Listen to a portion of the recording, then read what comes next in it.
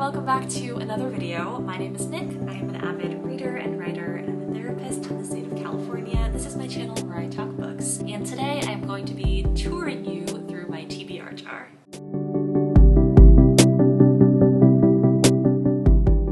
This is my TBR jar. If you follow me on TikTok, you will be very familiar with this baby. Probably my first ever viral video, one of only two I've ever made, featured this jar quite heavily. It was my first time ever pulling from it, and things went a bit awry. So I want to talk to you about kind of my process, what is actually in here, what do I use this for, when do I use it, but if I pull something that's not a book out of this jar and have to do stuff with regards to that, it's a fun little thing. I'm also going to tell you a little bit about my mini TBR jar. This is my small one. I decorated it for Sapphic September. As you can see, it is painted lovely. Even the top, we've got very nice gold. I worked hard. I got a lot of paint on myself doing this, but it was a fun craft. I currently have it loaded up with books for February, for Black History Month, so I want to pull something from here, but I'll tell you a little bit more about why I haven't gotten to this month so far after we get through this one. So this is my TBR jar. This is an old candle jar that I repurposed. I got the original one, I think, from Target. I burned through the entire candle. I thought it smelled really nice and it looks so pretty. So I decided to reuse it. I boiled some water, poured it in, got out the rest of the wax and like the wicks and the wick holder and everything, and it is empty now, and I use it for this. This usually lives on my bookcase, and I pull it down primarily when I'm making TikTok videos. Honestly, I always film when I pull from it because I think it's fun. It's also good accountability because there are some things that I would not do if I were on camera that I pull out of here. So this is what it looks like inside. As you can see, it's full of little slips of paper. There are a lot of them, and they are super tangled up with one another right now. As they kind of always are, if I'm honest. There are multiple categories of slips in here, and they are using different colors. My most standard book that I'm gonna find in here is gonna be in this blue shade. So as you can see, this is Mansfield Park by Jane Austen. So this is a book that I own. I own it in paperback. That doesn't really matter for the purposes of this. I own it, it's fiction, and I have not read it. That is the qualifications to be a blue slip. The majority of the books in here are blue slips. Mansfield Park is a book that I have thought about reading many times. I also own Northanger Abbey.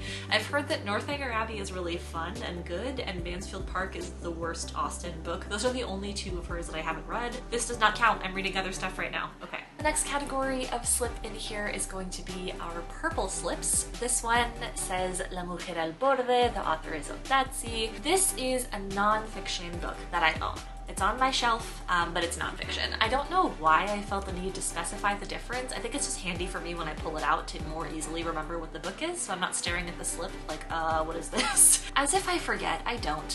La Mujer al Borde was gifted to me by my mother. Thank you, Mother. I'm excited to read this at some point. My Spanish is imperfect, but quite good, so I feel like it wouldn't take me that long to get through it, and to my knowledge, this book is a lot of fun, and it's not super long. All right, I'll use this one because it's not supposed to be here. My brown books. This is In the Dream House by Carmen Maria Machado. It shouldn't be in here because I've already read it and it was fantastic. Highly recommend it.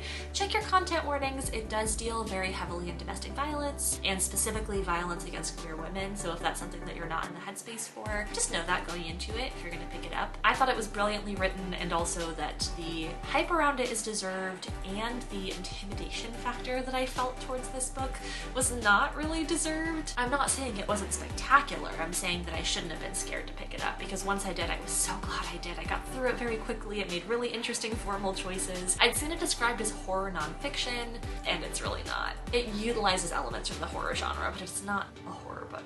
Anyway, brown is my cheating color because it's newer books that I dumped in here at one point or another because they weren't already in here that I own, and I couldn't be bothered to remember which color was which, so I just wrote them all down in brown. So sorry to myself. I'm gonna take this out so that I don't draw it later and have to be like, I've already read it. All right, my next category is red. This is the Murderbot Diaries series by Martha Wells, recommended to me by my friend Brenna. You can see a little bit of Brenna in my Barna Cormorant reading vlog from last week.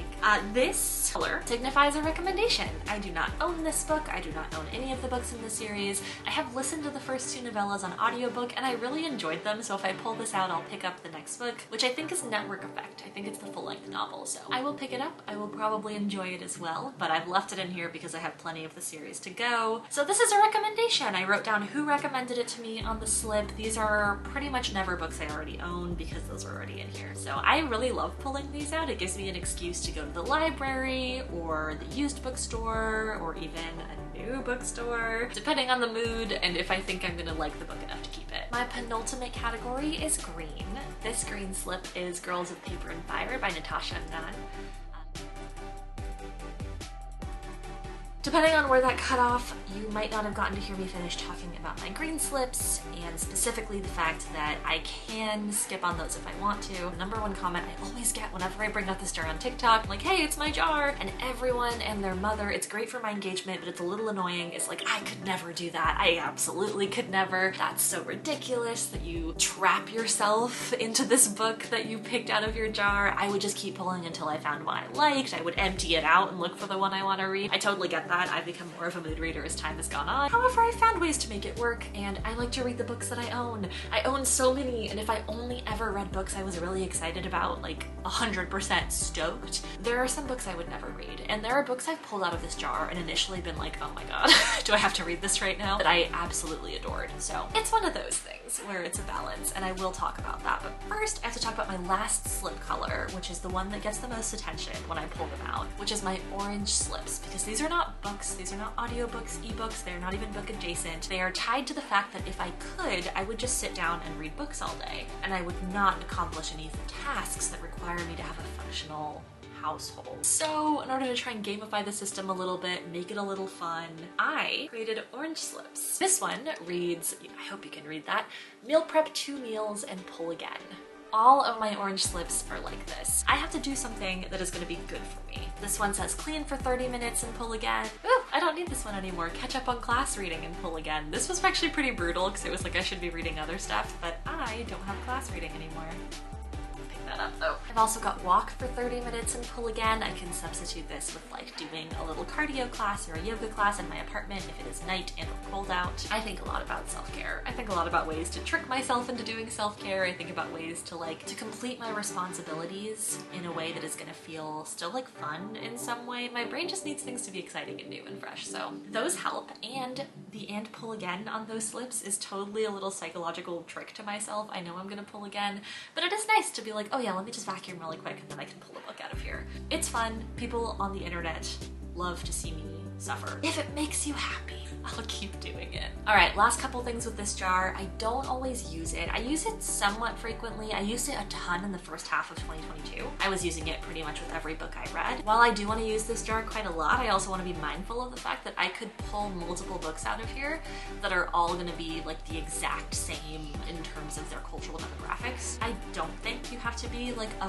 perfect slot machine of reading all the time. Like you don't have to have the algorithm perfected so that you never read 2 similar books back to back or whatever. The other thing that I wanted to talk about is my own set of rules for pulling out of this jar. I typically, if I pull a book, especially a blue book, one that I own that's fiction or a nonfiction, I hold to that. I stand by it. There have been a couple times that I haven't, or that I've taken a book on vacation or something and not read it. If it's been like a week and I haven't opened it, I usually do give myself some leeway, though I also try to give it the old college try. Like I'll DNF a book. I'll DNF a book 50 pages in if I need to. I'll read the first 10 pages and realize this is not for me and I need to like give it to a little free library. But I try to take action on the book, and if I haven't, then I really sit down and reevaluate like, should this book stay on my shelf? Is it that I'm not in the mood? Is it that it's like a really heavy book and I just read a really heavy book and I want to take a break? Is it that I actually never really want to read this and I've been avoiding it for a reason, so I should just unhaul it? It's hard to say, so I try and think about it. Otherwise though, if I pull a green slip, which is a reread, I do always give myself veto power. I'm not always in the mood to reread something. In fact, I pretty rarely am. I put those in as like a little gift to myself if I ever am in the mood, and I'm not a big rereader. I reread Gideon the Ninth last year and loved that experience. I want to reread Harrow the Ninth this year probably, but otherwise, especially with books I liked but didn't feel like I would get a ton of new stuff out of on another read, I don't tend to be a rereader really. The orange slips, I do not let myself put back in this jar once I've pulled them out. I have to complete the task. This is also, I think, why people find it fun on TikTok, because I'm pretty determined. I joke about like refilming if I pull out one that's really brutal, but I've never actually done it. I am an honest Nick. I take this seriously. I work hard hard. I have that determination. So that is important to me. This is my mini jar. You can see I have some slips in the bottom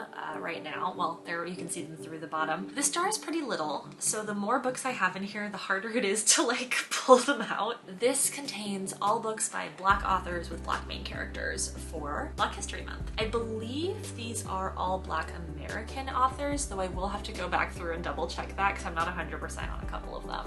I tried. Rather than putting in orange slips in here though that will require me to like do tasks, I instead put in a couple of what I'm calling wildcard slips. I have 3 wildcard slips. So this one says, go to the library and browse. My local library has a really amazing staff pick section and they have some really great recommendations in general. So I like to pop in, look around, find a book that is by a Black American author and just pick that up and read it. I might pull this out though, because it wasn't browsing, but I did just pick up Legendborn from the library. My hold serendipitously came in. So I think this is my next read after I finish this Poison Heart. I didn't realize how hefty this book is. Like, hold on, let me put it next. This was a very quick read. Like, look at the difference. These are technically the same like genre. These are both in the YA section. I mean, this one's fantasy, but still. Holy cow, she's large. So I don't know how easily I'm gonna be able to read that and finish it quickly, but I'm gonna do my best. This jar I tend to populate with all new slips when I use it. I usually use it for 1 month total. This one currently has 9 books in it from I think 7 different genres. Like we've got a couple poetry books, we have adult romance, we have adult contemporary, we have speculative, we have a fantasy, adult, fantasy YA, literary fiction. We've got a lot going on in here. Nonfiction, there's 2 nonfiction books I really want to read, so I'm hoping that I can get through this Poison Heart and Legendborn. I'm listening to Black Girl Call Home right now. Very, very, very good. I'm not sure audio is the way that I would recommend listening to it. I'll have more thoughts on that at the end of the month when I do my February wrap up, but that's just a general thought that I was having. It's intense. It's a really intense book. So regardless, we are moving at a clip this February in terms of reading. For me, I'm trying.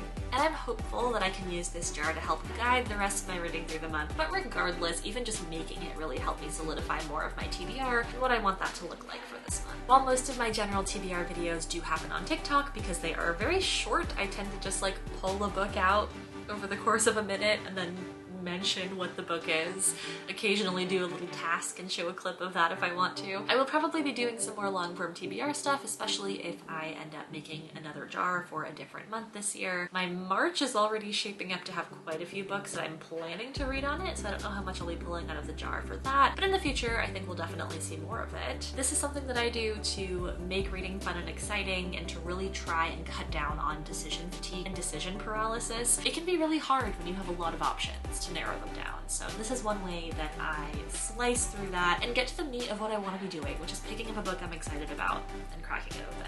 I hope this was interesting to you. If you do something similar, I would love to hear about it. If you don't, but you have ideas or thoughts, I would love to hear those too. Feel free to like, subscribe, leave a comment, share the video. It all helps me so much, so much. If you're still watching by this point, thank you.